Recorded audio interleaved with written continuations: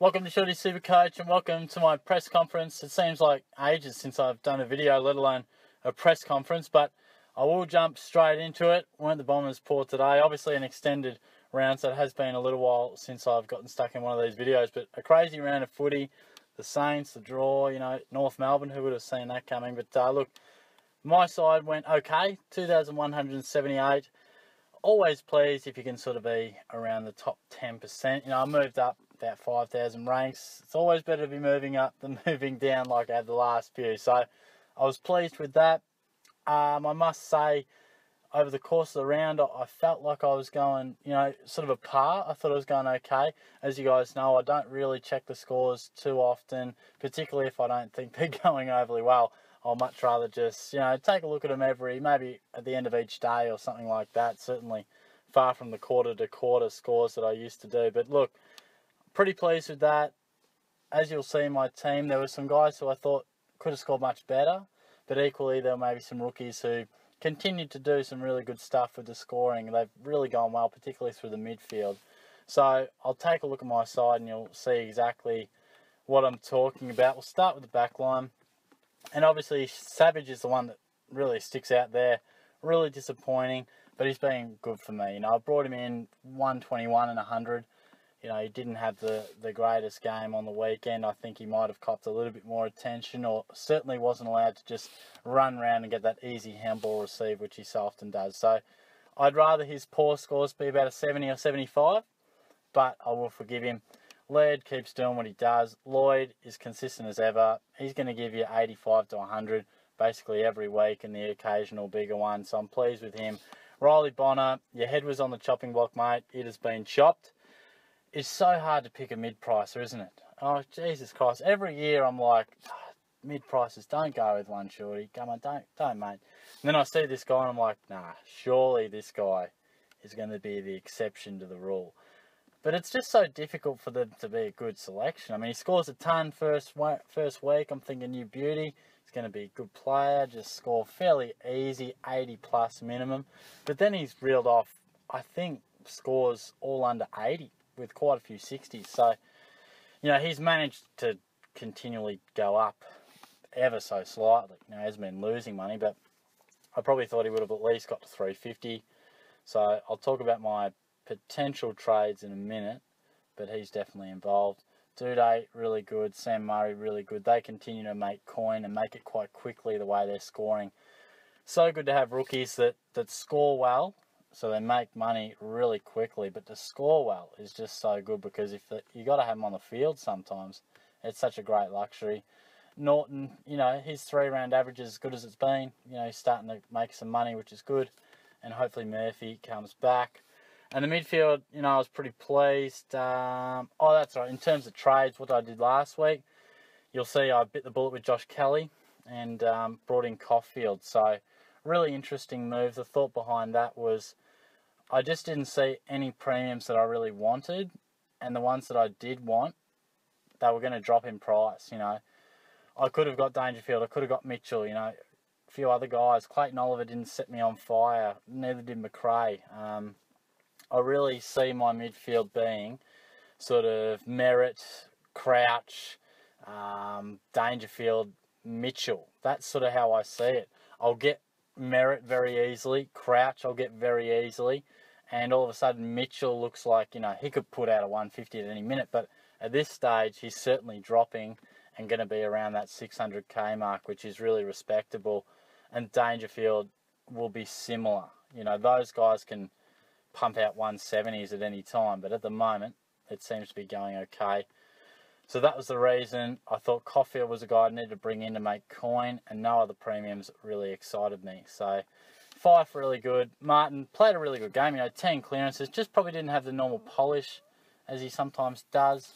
Canelio just continues to pump out great scores. Cripps outstanding.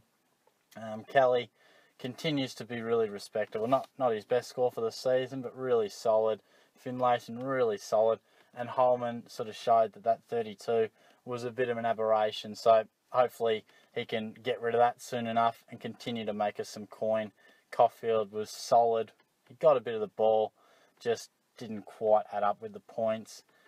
As you could see, I was able to loophole Fife, which was really good. You know, Fritz was out, which was disappointing, but it did allow me to loophole Fife, given I then had an available 0. So that was good. Banfield, solid numbers. He's been about 65 to 70 for about 3 or 4 weeks. Really good. Just, you know, monitoring along nicely, making some coin. That's what we like. Brayshaw, wish I could say the same. He's really struggling. You know, 222. I dare say Zach Merritt will come in for him. I'd imagine he would have dropped to about 470. Where is he? 486. Yeah, look, I'll take that. I mean, he's bottomed out, Zach Merritt. He's bottomed out. His guy has scored or averaged 110 the last 2 seasons. I think he's definitely... I know the Bombers are out of form. I know he's had a couple of tags, but at that price, I'm certainly going to find it hard to resist getting him in. I would have loved if Brayshaw by this point in time was 250, maybe 300, and that could, you know, I didn't have to spend as much coin. As you can see, I've got quite a bit in the kitty off the back of Kelly to Caulfield. Got that 550k sitting there, so that'll allow me to really go bang with a few trades. Gawn, outstanding, dominating. Martin, really solid, pleasing. Heaney, really good again, looking great. Petrarca, 73. He gave away a lot of free kicks too. I haven't checked, but I reckon I saw about 3, maybe 4. It's a tough day for the Ds. I'll take that, to be fair. Billings, again, I thought he played an okay game. He's just not playing those sort of match-winning games. He's playing good. Well, he's probably in the Saints' best 10 players on the day, just not in the top handful, you know, and that's the difference from 75 to 85 to 95 plus. So I'm patient with him. Henry, yeah, it's frustrating. I really didn't think that 93 would be a one-off. He's an interceptor. I like the look of him. I just hope he keeps his spot. Fritz, I hope, comes back. Devin Smith was solid, 81. Jack Higgins is a guy I might have to look at, potentially. Chad Wingard's the real stinker. He's stinking it up like no other. He's down to 410. That moves me on to my trades. You know, I can really sort of lead into that trade-wise. I'm thinking Bonner has to go, or who needs to go in this team? Bonner, Wingard, and you could mount the case for Brayshaw. So there's 3 guys. Who do I really want to bring in? I really want to bring in Merritt. Absolutely want him in.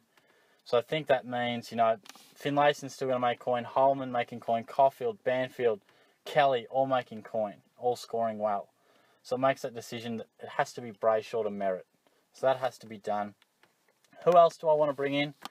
Probably someone like Elliot Yeo is a guy, you know, that 27. He hasn't dropped too much because he backed up that 27 with a 150. But he has dropped a bit to 500k. That's not too bad. Someone else, I think Simpson's sort of dropping a touch. He must have been pretty good on the weekend, I think, because he's still around 530. I know he had a fair bit of the ball. Hurley, I presume he scored around 100, 110. Yeah, something like that. So, look, in terms, I'm just guessing. I haven't seen those blokes' scores. I mean, I say it regularly. I don't check them often. And I hope you guys out there try to not check them too much, because I really do think it can kill a good weekend if you're checking the scores frantically and they're not what you want. You know, if they're not what you want, you get pissed off. So I do encourage people out there to check them as little as possible, because it's not going to change it. You know, I've talked about before, my philosophy, you pick a team, you make the trades, you do it that as well as you can. Research like a maniac during the week if you have to. But once that lockout hits, you can't control it at all. So don't beat yourself up if you're not travelling too well. That brings me back, obviously, Simpson, Hurley. Good games. They're sitting around 530, 540. So I really like Yo as an option. And I think Bonner has to go. Who do I, in my heart of hearts, want to boot the most? Chad Wingard. He's annoying the crap out of me. He's just going absolutely woefully. Clearly, I want to give him the boot. That's Rage Trade 101. But like I've said in previous weeks, if I wanted to get rid of Wingard, it should have been 2 weeks ago. That's where you got to make those bold calls. I'm not a believer in going, okay, oh my God, he's still going bad. Oh, geez, I'll trade him now. You know, make the bold call when you think they're struggling but still got value. And if you choose to stick with them, then you're with him for a long time. Unfortunately, it's not paying off for me with Wingard at the moment. He might turn it around at some point. If he continues to go drastically bad, then clearly I'm going to have to get rid of him. And I want to get rid of him. But there's really no one shouting out in the forward line to pick up. The only thing I might think about is Wingard to Higgins. But again, that's a fairly negative trade in terms of scoring. So where am I at right now?